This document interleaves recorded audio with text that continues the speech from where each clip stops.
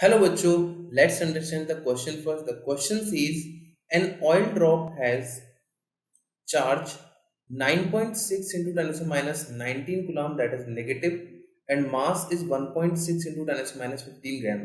When allowed to fall due to air resistance force, it attains a constant velocity.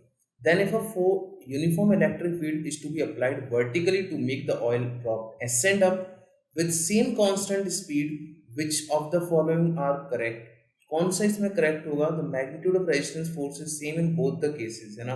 तो देखो, सबसे पहली बात यहाँ पर हम समझते हैं कि फर्स्ट केस की अगर बात करें हम लोग, फर्स्ट केस में हो क्या रहा है, जब हमारे पास में क्या है, ऑयल ड्रॉप हमने यहाँ पर जस्ट ड्रॉप किया है, तो ऑयल ड्रॉप नीचे की साइड में क्या लग रहा होगा, यहाँ पर mg लग रहा होगा, और ऊपर की साइड में क्या लग रहा है, f एयर रेजिस्टेंस बोलता हूँ उसको, मैं क्या बोलता हूँ, फ्रिक्शन लग रहा है एक तरह से, दैट इज एयर रेजिस्टेंस, है ना। तो इस केस में क्या है कि हमारे पास में मास कितना है इसका, देखो चार्ज कितना है, -9.6 इंटू टेन माइनस 19, और इस साइड में इसका वेलोसिटी है, नीचे की साइड में v वेलोसिटी मान लिया। तो इस कंडीशन में क्या होगा कि नेट फोर्स जीरो होना चाहिए, मतलब F air that is equal to कितना हो गया, mg। समझ आई बात। अब सेकंड केस की बात करता हूं मैं। तो सेकंड केस में जब हम लोग क्या चाहते हैं, यहाँ पर अगर मान लीजिए नेगेटिव चार्ज है, भाई ये नेगेटिव चार्ज है, तो इसका मतलब नीचे की साइड में क्या लग रहा होगा, mg। ठीक है। अब मैं ये चाहता हूँ कि ऊपरी साइड मूव करे, किससे, उसी कांस्टेंट वेलोसिटी से मूव करे, है ना। ठीक है, वर्टिकली अप्लाइड, वर्टिकली हमने सिर्फ वर्टिकली अप्लाई किया है, कौन सी डायरेक्शन है, डाउनवर्ड अपवर्ड ये पता नहीं है, ठीक है ना। But constant velocity ascend up, मतलब ये ऊपरी साइड अगर वेलोसिटी अगर v होगी, तो ऑब्वियस सी बात है, जो एयर रेजिस्टेंस लग रहा होगा वो कितना लग रहा होगा, यहाँ पर नीचे की साइड लग रहा होगा। अब इन दोनों फोर्सेस को बैलेंस करने के लिए मुझे क्या चाहिए, यहाँ पर F इलेक्ट्रिक लगाना होगा, that is Q into E।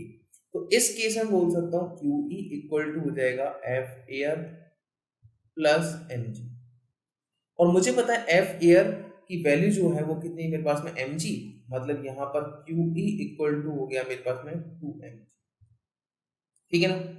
Q equal to 2mg है, तो मुझे इलेक्ट्रिक फील्ड निकालना होगा। इलेक्ट्रिक फील्ड डायरेक्शन देखें अगर हम लोग, तो नेगेटिव चार्ज है, फोर्स ऊपर लग रहा है, तो इलेक्ट्रिक फील्ड हो जाएगा मेरे पास में डाउनवर्ड डायरेक्शन में।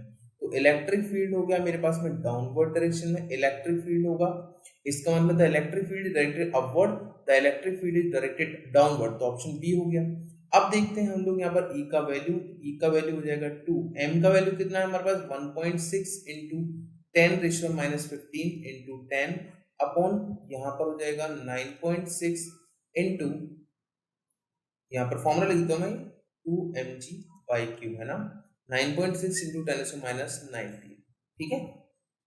तो ये हो गया कितना, 1/6 हो जाएगा यहाँ पर, तो ये हो गया 1/3, तो 1/3 इंटू 10⁻⁻, यहाँ हो जाएगा 16, तो ये कितना हो गया मेरे पास में यहाँ पर 1/3 इंटू 10⁻3, सॉरी यहाँ पर कितना हो जाएगा 16, 15 ग्राम दे रखा है, क्या दे रखा है, ग्राम, तो किलोग्राम में चेंज कर लो इसको, तो देखो 10⁻³ और हो जाएगा, ठीक है, 10⁻³ हो गया, किलोग्राम में चेंज किया तो ये हो जाएगा 10⁻² न्यूटन पर कूलम। तो ऑप्शन देख लो, intensity of electric field is 1/3 into 10⁻² newton per coulomb, that is C option.